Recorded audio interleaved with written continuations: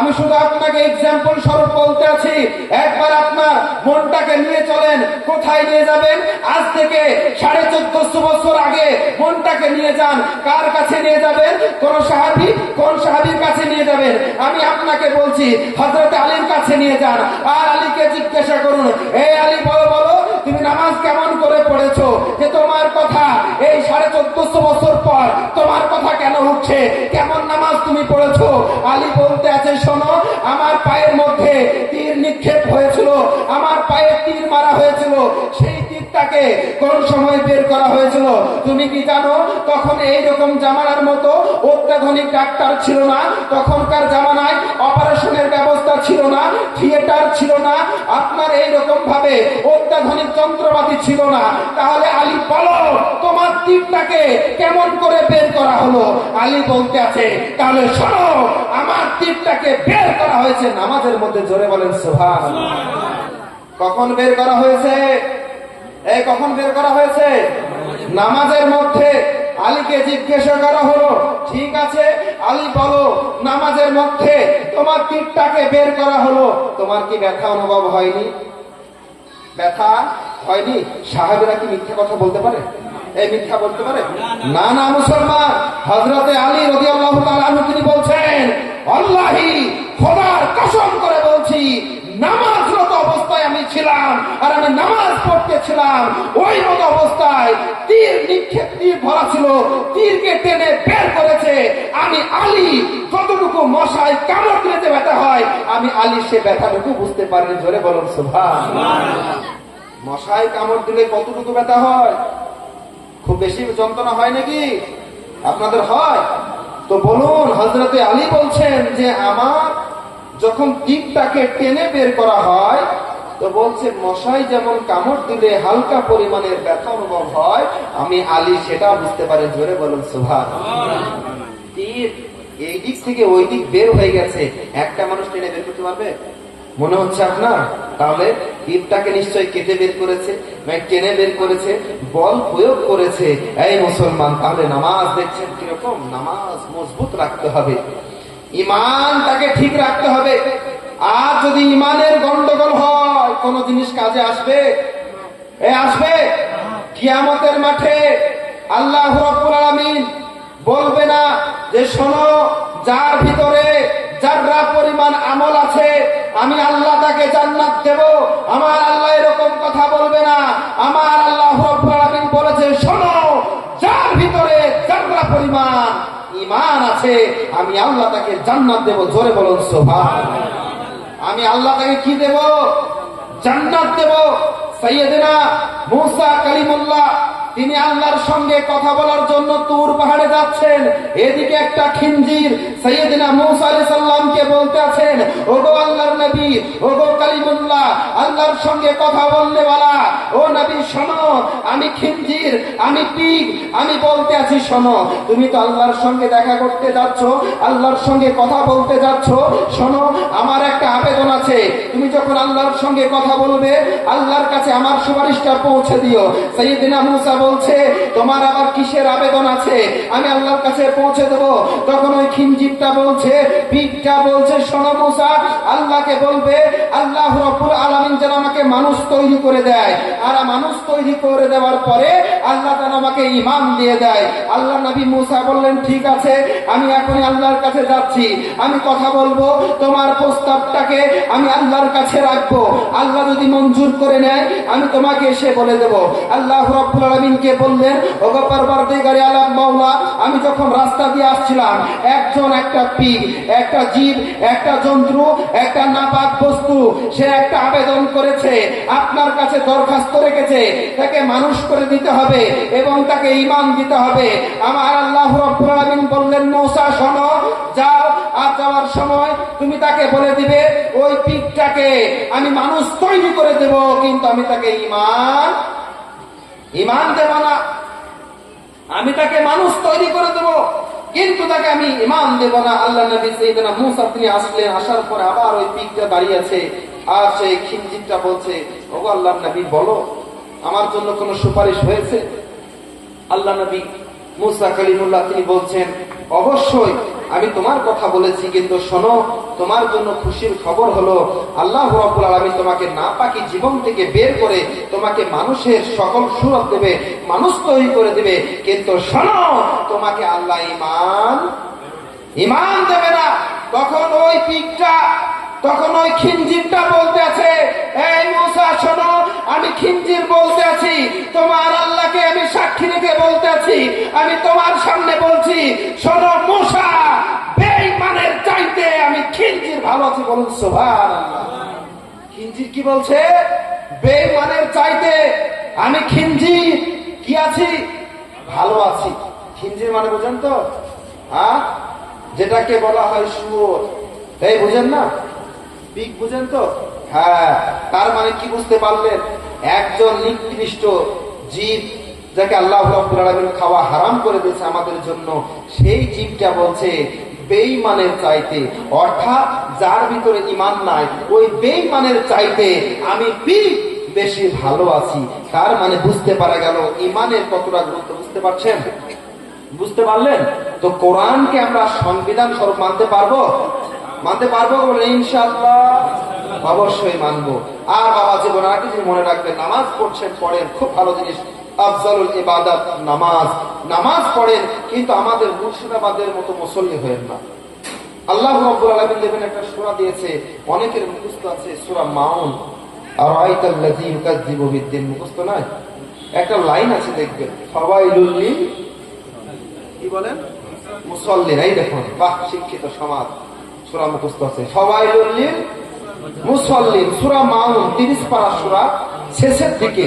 কালকে সকালবেলা হবে, বাংলা কোরআনটাকে খুলবেন, আর ফাওয়াইলুল লিল মুসাল্লিন, এই মুসাল্লিন যে কথা বলা আছে, ফাওয়াইলুল লিল মুসাল্লিন, এই যে আয়াত, বাস এতটুকু, সম্পূর্ণ সূরা বলেনি। ফাওয়াইলুল লিল মুসাল্লিন, এই আয়াতটুকুর বাংলা তর্জমা দেখবেন। কি দেখবেন? বাংলা তর্জমা দেখবেন, আর দেখবেন ওখানে কি বলা আছে। ওখানে কি বলা আছে? ফাওয়াইলুল লিল মুসাল্লিন, নামধারী যারা মুসল্লি, যে লোক দেখো নামাজ পড়ে। এই দেখুন, দেখবেন কিছু নামাজি দেখাবো, দেখবেন, রাগ হবে না তো? রাগ হবে না তো? আমি আগে বলেছি, হক কথা বলে যদি কারো রাগ হয় কোনো সমস্যা নেই, আমার আল্লাহ দেখতে আছে। কিন্তু এতটুকু মনে রাখেন, আপনার মন জোগানোর জন্য আমি বক্তব্য রাখতে আসিনি। আমি আপনার মন যুগে বক্তব্য দেব না, আমি কোরআন হাদিস থেকে বক্তব্য দেব। যদি কারো দিলে ব্যথা লাগে, লাগুক। দেখবেন বর্তমান সমাজে দেখতে পাওয়া যায়, যখন কোন ছেলের বিয়ে লাগে, মেয়ের বিয়ে লাগে, আর যখন ছেলে মেয়ের জন্য আপনার যখন কোনো মানুষ দেখতে আসে, ছেলেকেই দেখতে আসুক আর মেয়েকেই দেখতে আসুক, যখন দেখতে আসে দেখবেন মেয়ের বাবা কিংবা ছেলের বাবা টুপি পরে ওই দিন নামাজ পড়তে যায় না? মেয়ে দেখতে এসেছে ছেলের পক্ষ, আসরের আজান হচ্ছে, তো বলছে, কই গো লালটুর মা, টুপিটা দাও। কেন? বলছে নামাজ পড়তে যাবো। তো এ বলছে, তুমি যে নামাজ পড়ো না। তো বলছে, জানিস না এসেছে, বিয়ে ভেঙে যাবে, বলবে নামাজ পড়ো না, দাঁড়িয়ে আছে। হয় না এরকম? না, এরকম আছে দেখবেন তো। লোক দেখানো মুসল্লি, একদিন কারো মুসল্লি নয়, এক ওয়াক্তের মুসল্লি। ওই যতক্ষণ পর্যন্ত ছেলের বাপ থাকবে ততক্ষণ পর্যন্ত ওটা মুসল্লি। মুসল্লি নামাজে যে মসজিদের মুসল্লি দেখে চমকে গেছে, ওরা বুঝতে খোঁচাখুচি চলে যায়, ওই যে এসেছে, মানে কি মুসল্লি বুঝতে পেরেছে যে লোক দেখানো। তাহলে আপনার নামাজ দেখে যদি মানুষ আসে, আল্লাহ কি দেখছে না? আল্লাহ দেখছে না? আপনি সারা জীবন নামাজ পড়েন না, আপনার মেয়েকে দেখতে এসেছে, আপনার ছেলেকে দেখতে এসেছে, আর আপনি টুপি পরে নামাজ পড়তে এসেছেন, আর পাশের মুসল্লি একে খোঁচা মেরে বলছে, ওইটা অমুকের বা নামাজ পড়তে, কি ব্যাপারে এই যে নামাজ পড়ো হঠাৎ, নামাজ কি ব্যাপার, হাসাহাসি করে না? তাহলে ভাবুন, কমন সেন্সকে কাজে লাগান। যদি আপনার নামাজ দেখে, কেমন নামাজে আপনি, আপনার নামাজ দেখে যদি এ চাচা হাসে, ও চাচা হাসে, আপনার গ্রামে যদি মুসল্লি হাসে, আল্লাহ খুশি হবে? আল্লাহ খুশি হবে না? না, আল্লাহ খুশি হবে না। আল্লাহ কি জানছে না বান্দা আমার এ নামাজ পড়ছে বিয়ের জন্য, যাতে বিয়েটা হয়ে যায়, বিয়েটা হয়ে যাক সেজন্য। কিন্তু এ বলো জানে না যে বিয়ে মরণ, কারণ আমরা ঈমান এনেছি, এগুলা ঈমানের অংশ। আল্লাহ যার সাথে যার জুড়ে রেখেছে, তার সঙ্গে তার কি হবে? বিয়ে হবে। আল্লাহ যেখানে যার মৃত্যু রেখেছে সেইখানে থেকে পৌঁছাতে হবে, আর সেইখানে থেকে মৃত্যু হবে। আমরা ঈমান আনি, আমানতু বিল্লাহি ওয়া মালাইকাতিহি, এই কলমা পড়েন না, আমরা ঈমান আনিনি, তাহলে ঈমান আনার পরে তাকদীর কি বিশ্বাস করবেন না? এই তাকদীরকে বিশ্বাস করবেন না, তাহলে কেমন নামাজে আপনি? আর কেমন বা যে মেয়ে দেখতে এসেছে কিংবা ছেলে দেখতে এসেছে আর সেই জন্য নামাজ পড়তে যাচ্ছেন, আপনার নামাজ দেখে মুসল্লি হাসছে, আল্লাহ খুশি হবে না? এই নামাজ তো সোজা নয়, আল্লাহ খুশি হবে না। ওই নামাজকে বর্জন করতে হবে। তাহলে কোন নামাজ পড়তে হবে? নিয়ত করে নিতে হবে, আল্লাহ আমি নামাজ পড়ছি লোক দেখানো নয়, আমি নামাজ পড়ছি তোমাকে রাজি করার জন্য, তোমার নবীকে খুশি করার জন্য। তাহলে আল্লাহ রাব্বুল আলামিন বলছে তার জন্য রয়েছে পুরস্কার।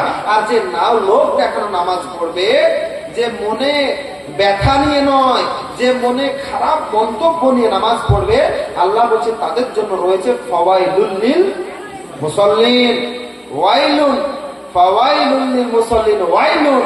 সব চাইতে বড় জাহান্নামে এই মুসল্লিদেরকে কি করা হবে? দেওয়া হবে। এদেরকে দেওয়া হবে। কেন দেওয়া হবে? কারণ এরা আল্লাহর সঙ্গে বিশ্বাসঘাতকতা করেছে, মসজিদে গিয়েছে, মাথা ঠুকেছে, ইবাদত করেছে, অথচ পেছনকার কাজগুলো ছাড়তে পারেনি, গীবত ছাড়তে পারেনি, পরের কথা বলা ছাড়তে পারেনি, দেওয়াল থেকে কান লাগিয়ে কথা শুনে সেই কথা অপরজনকে লাগিয়ে দুইজনের মধ্যে ঝগড়া লাগিয়ে দিয়েছে, এগুলা ছাড়তে পারেনি, সুদ ছাড়তে পারেনি। এই মুসলমানদের জন্য আমার আল্লাহ রাব্বুল আলামিন বলছে এদেরকে আমি ওয়াইলুন নামক জাহান্নাম, যেটা সবচাইতে বড় জাহান্নাম, সেই জাহান্নামের মধ্যে নিক্ষেপ করব। প্রিয় মুসলমান, এই জাহান্নাম থেকে আমাদেরকে বাঁচতে হবে না? হ্যাঁ, হবে না? হ্যাঁ, অবশ্যই নজর করুন। আল্লাহুম্মা মাওলানা মুহাম্মাদ ওয়া আলা আলি সাইয়্যিদিনা সাল্লাল্লাহু তাআলা আলাইহি ওয়াসাল্লাম। তো যাই হোক মুসলমান, আমাদেরকে কেমন নামাজ হতে হবে গো? আলীর মতো হতে হবে না?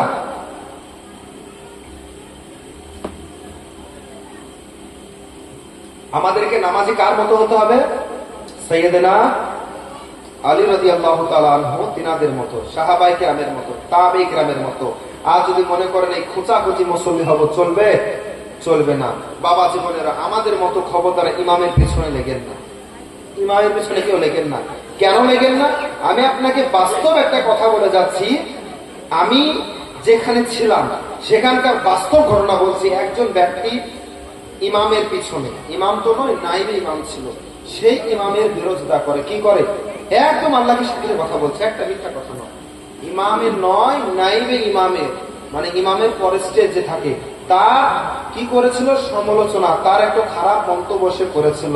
3 মাস যায়নি, ওই ব্যক্তিরা এমন ভাবে বিছানায় পড়ে এমন মৃত্যুবরণ করলো, মরার আগে বেজ্জতি হয়ে মারা গেল। মরণ তো প্রত্যেকের আছে, যার যখন সময় আছে সে তখন মারা যাবে। ওটা আমি বড় কথা বলছি না, যে ইমামের বিরোধিতা করায় সে মারা গেল, আমি ওটা বলছি না। মারা যাওয়ার আগে আপনার যেরকম উলঙ্গ হয়ে যায়, বেবস্ত হয়ে যায়, যে মুসল্লি সারা জীবন নামাজ পড়েছে কিন্তু মৃত্যুর আগে আপনার জাঙ্গিয়া পিলে বসে থাকতে থাকতে সে ব্যক্তি মারা গেল, কতটা বেজ্জতি বলুন? তার ইজ্জত পুরো গ্রামের মানুষ দেখলো। তাহলে মুসলমান, আমাদের এই সমস্ত কাজ থেকে দূরে সরে আসতে হবে। একটা বাংলায় কথা আছে, দেখবেন যে আপনার কুড়িয়ে পাপ আনা, বলে না? কুড়িয়ে পাপ আনা। তো আমরা যে পাপগুলো করেছি, এই পাপের কি করে প্রায়শ্চিত্ত হবে আর কেমন ভাবে আমরা আল্লাহর দরবারে জবাব দেব, আমরা সেটাই খুঁজে পাবো না, আর আমাদের সেটা ক্ষমতা থাকবে না। আমি আপনাদেরকে বলতে চাই যে আপনারা খবরদার এইরকম কাজ করেন না। নিজে কি করে পার হবেন সেটা করুন, নামাজ পড়ুন, রোজা রাখুন, ভালো ভালো কাজ করুন, যে গুনাহগুলো করেছেন তার প্রতি তওবা ইস্তেগফার করুন।